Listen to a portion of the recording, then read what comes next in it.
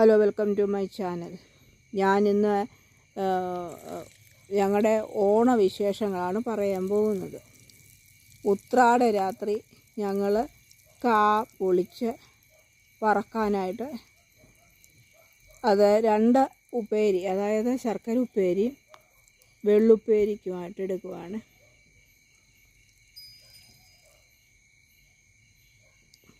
കാ പൊളിച്ച് മഞ്ഞൾ വെള്ളത്തിൽ കഴുകി രണ്ടിനും കൂടെ അരിഞ്ഞു മാറ്റി വെക്കുക.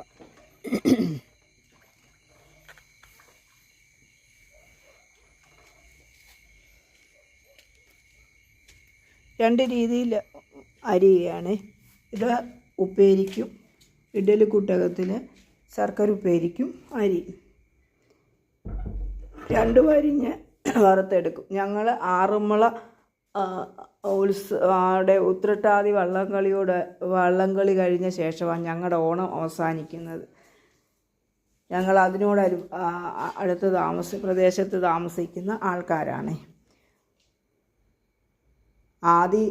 ഞങ്ങൾ അടുപ്പിലാണ് വറക്കാൻ പോകുന്നത്. ആദ്യം ശർക്കര ഉപ്പേരിക്ക് വറുത്ത് കോരി എടുക്കുവാണ്.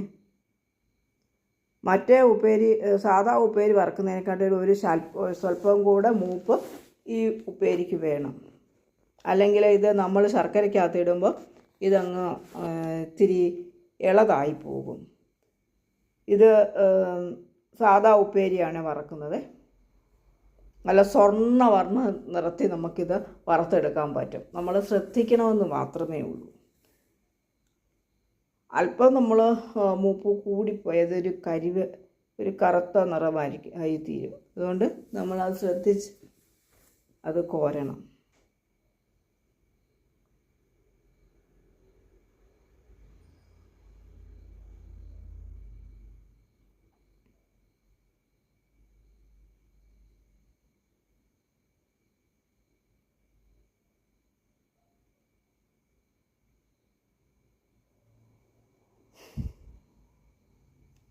കോരാറായിട്ട് വരുന്നു. നമുക്കിത് മൂക്കുമ്പം കിലിയിലാന്ന് നമുക്ക് ആ ഉപ്പേരികൾ തമ്മിൽ ഉള്ള ശബ്ദം അത് നമ്മൾ ഒരു പാത്രത്തിലോട്ടിട്ട് ഒന്ന് ഒടിച്ചു നോക്കുവാണെങ്കിൽ ടപ്പേന്നതങ്ങ് ഒടി. ഇത് കോരാറായിട്ടുണ്ട് കേട്ടോ.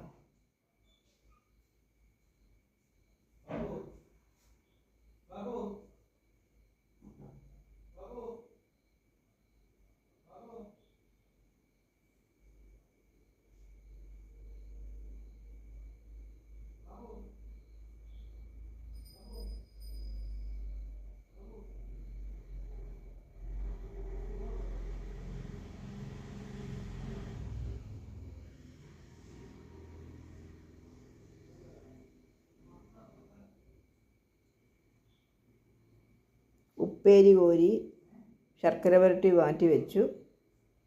ഇനി നമുക്ക് പാവ് കാച്ചണം. ശർക്കര ഉരുക്കി പാവ് കാച്ചി നമുക്ക് ശർക്കര ഉപ്പേരിക്ക് വരട്ടിയെടുക്കാം.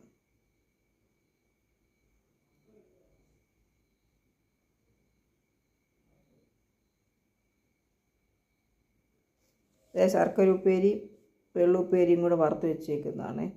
ശർക്കര ഉപ്പേരിക്ക് വേണ്ടിയിട്ട് പാവ് കാച്ചി അതിലോട്ട് ശർക്കര ഉപ്പേരിക്ക് വറുത്ത് വെച്ച കായിട്ട് ഇളക്കണം. ഇത് ഇച്ചിരി പ്രയാസമാണ്, നമ്മൾ ശ്രദ്ധിച്ചത് ഇളക്കിയെടുക്കണം. ഇളക്കി ഇത് താത്ത് വെച്ച് വീണ്ടും ഇളക്കണം. ഒന്ന് തണുക്കുന്നിടം വരെ നന്നായിട്ട് ഇളക്കണം. അതിനകത്ത് ജീരകപ്പൊടിയും ചുക്കുപൊടിയും കൂടെ ചേർത്ത് ഇളക്കി തണുക്കുന്നിടം വരെ, ഒരുമാതിരി തണുപ്പാകുന്നിടം വരെ ഇളക്കണം. അല്ലെങ്കിൽ ഇത് കട്ട കെട്ടിപ്പോകും.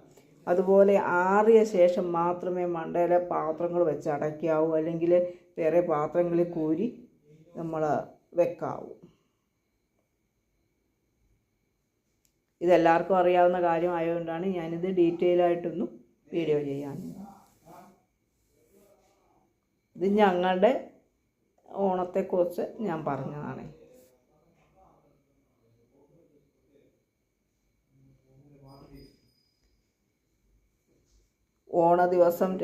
തിരുവോണ ദിവസം രാവിലെ ഇന്ന് ഞാൻ ചെയ്തത് അത്തപ്പൂ ഇട്ടു.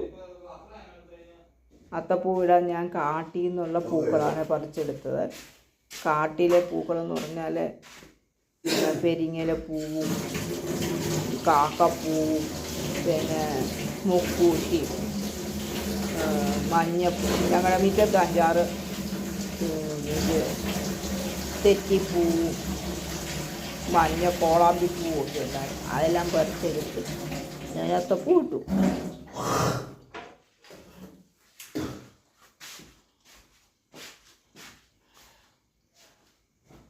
എല്ലാ ആഘോഷവും മനുഷ്യന് സന്തോഷവും സമാധാനവും കിട്ടുന്ന ഒരു ആനന്ദത്തിന് വേണ്ടിയിട്ടുള്ളതാണല്ലോ ഉത്സവങ്ങൾ. ഇങ്ങനെ നമ്മൾ അത്തപ്പൂവും അതുപോലെ നമ്മൾ ആഹാരങ്ങളൊക്കെ നല്ല രീതിയിൽ ഉണ്ടാക്കി കഴിക്കുമ്പോഴും ഒക്കെ നമുക്കുണ്ടാകുന്ന ഒരു സന്തോഷം, അതാണല്ലോ എല്ലാ ആഘോഷങ്ങൾ കൊണ്ടും നമ്മൾക്ക് കിട്ടുന്നത് അതാണ്. ഞങ്ങളുടെ പറമ്പിലൊക്കെ എന്ന് വെച്ചാൽ ഞങ്ങളുടെ ഗ്രാമപ്രദേശമാണ്. അപ്പോൾ ഞങ്ങളുടെ പറമ്പിലൊക്കെ ഇങ്ങനെയുള്ള പൂക്കളൊക്കെ ഉണ്ട്.